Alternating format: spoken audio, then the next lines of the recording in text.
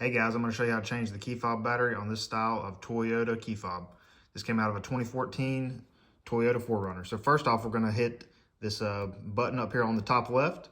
Then we're going to take the spare key out to about this far. Don't take it out all the way. Then we're going to crack it open just like that. You can also use a pry tool to do this as well. So then we're going to get the electronics board, and then we're going to use the end of the key. You can also use a pry tool for this. There's a little cutout right there for you to pry out your 1632 coin battery. So we're going to get our old battery out of here. Then we're going to get our new battery and put it in. So we're going to go in just like this. This is the easiest way.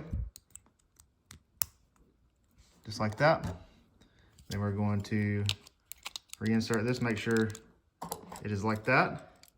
And we're going to snap fit back together, and our spare key.